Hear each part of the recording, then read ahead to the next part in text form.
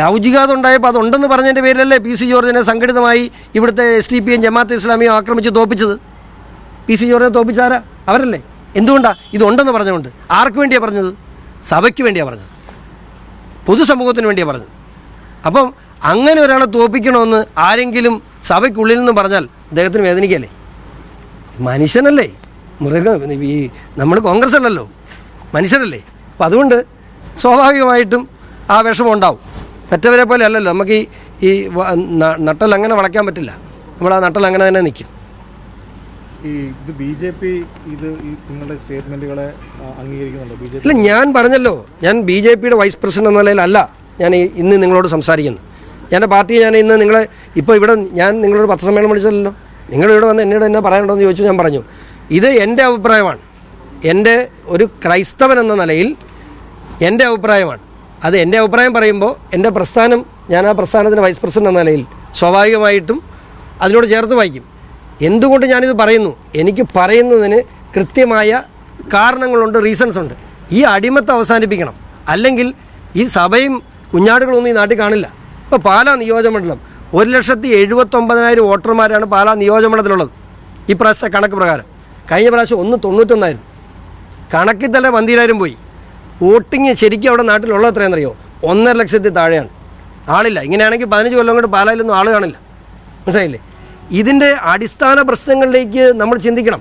എന്താണ് സഭയ്ക്ക് സംഭവിക്കുന്നത്? എന്താണ് സഭാ സമൂഹത്തിന് സംഭവിക്കുന്നത്? ഇവിടെ മാറി മാറി വരുന്ന സർക്കാരുകൾ ഇവിടെ സഭയെയും സഭാവിശ്വാസികളെയും ഇല്ലാതാക്കുന്നു. ഇതൊന്നും ചിന്തിക്കാതെ അതാത് സമയത്ത് വരുന്ന രാഷ്ട്രീയ നിലപാടുകൾ സ്വീകരിക്കുമ്പോൾ കോൺഗ്രസ്സുകാരുടെ കെണിയിൽ ദീപിക പോലെയുള്ള പത്രങ്ങൾ വീണു പോകുമ്പോൾ അതിനെതിരെ പറയാൻ ബാധ്യസ്ഥനായ ക്രൈസ്തവനാണ് ഞാൻ. കാരണം പള്ളിക്കകത്ത് കച്ചവടം ചെയ്ത കച്ചവടക്കാരെ ചാട്ടവാറിനടിച്ച കർത്താവിശ്വമിശിഹ എൻ്റെ പിന്മുറക്കാരനാണ് ഞാൻ. അത് ഞാൻ ആ ചാട്ടവാർ എടുക്കുക തന്നെ ചെയ്യും. ഈ ക്രൈസ്തവരെ കൂടെ നിർത്താനുള്ള ശ്രമമാണ് BJP കഴിഞ്ഞ കുറേ നാളുകളായി. ഉണ്ടല്ലോ, ഞാനൊക്കെ ക്രൈസ്തവനല്ലേ. BJP ക്രൈസ്തവരെ മാത്രമല്ല സഹോദര, ക്രൈസ്തവരെ മാത്രമല്ല, മുസ്ലിങ്ങളെയും സിഖുകാരെയും ബുദ്ധമതക്കാരെയും ഈ രാജ്യത്തുള്ള എല്ലാ മതവിഭാഗങ്ങളെയും കൂടെ നിർത്താൻ BJP ശ്രമിക്കുക തന്നെ ചെയ്യും. കാരണം കൂടെ നിർത്താതിരിക്കാൻ കുറേ ആളുകൾ ശ്രമിക്കുന്നുണ്ട്. ആരാ? കൈരളി. സ്വാഭാവികമായിട്ടും അവർ ശ്രമിക്കുന്നുണ്ട്. ആ ശ്രമങ്ങൾക്കെതിരെ ഞങ്ങൾ കൂടുതൽ വിജിലൻ്റായി പ്രവർത്തിക്കുമ്പോൾ അത് ഔട്ട്റീച്ച് എന്ന് പറയും. സഭയ്ക്കെതിരെ വിമർശനം, സഭയ്ക്കെതിരെ ആരെ വിമർശിച്ചേ? എപ്പോൾ പറഞ്ഞു? ഞാൻ നിങ്ങൾക്ക് അറിയാൻ തോന്നി ഞാൻ സഭയെ വിമർശിച്ചു? ഞാൻ സഭയെ എന്തെങ്കിലും വിമർശിച്ചോ? ഞാൻ ദീപിയെ വിമർശിച്ചു. സഭയോ കളറങ്ങാട്ട് പിതാവിനെ ഞാൻ വിമർശിച്ചോ? കൈരളിക്ക് തോന്നും, അതെനിക്ക് കുറ്റം പറയാൻ പറ്റില്ല. കാരണം പറയാം, സീറോ മലബാർ സഭയുടെ അധ്യക്ഷനെ കാണാൻ സമയം ചോദിച്ചിട്ടുള്ളൂ.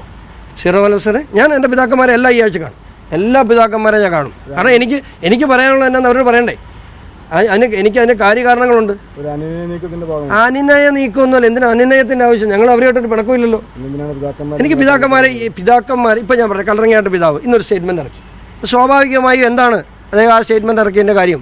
ഞാൻ പിതാവിനെ കാണും, പിതാവിൻ്റെ കാര്യങ്ങൾ പറയും. ഞാൻ എന്തുകൊണ്ട് ഇത് പറയുന്നു? എനിക്ക് എത്രമാത്രം വേദനിച്ചിട്ടുണ്ട്. ഞാനൊരു വിശ്വാസിയാന്നേ, സത്യക്രിസ്ത്യാനിയാണ്. അപ്പോൾ ഞാൻ നിൽക്കുന്ന പ്രസ്ഥാനം എൻ്റെ സഭാ സമൂഹത്തോടൊപ്പം നിൽക്കുന്നുണ്ടെന്ന് എനിക്ക് ബോധ്യമുള്ളപ്പോൾ അതിനെതിരെ നീക്കങ്ങളുണ്ടായാൽ അത് പ്രതിരോധിക്കാനും അത് പിതാക്കന്മാരുടെ അടുത്ത് പറയാനും ഒക്കെ എനിക്ക് ബാധ്യതയുണ്ടെന്ന്.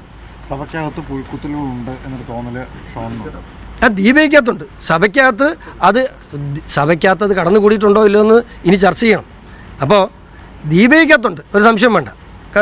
ദീപിക കച്ചവടം ചെയ്യാണ്. അത് ഒന്നും വേണ്ട, ഇത് അറിയി പോയായിരുന്നു. ഫാരിസ് അബൂബക്കറിൻ്റെ കയ്യിൽ നിന്നല്ലേ ഈ സാധനം പിടിച്ചുകൊണ്ട് വന്നത്.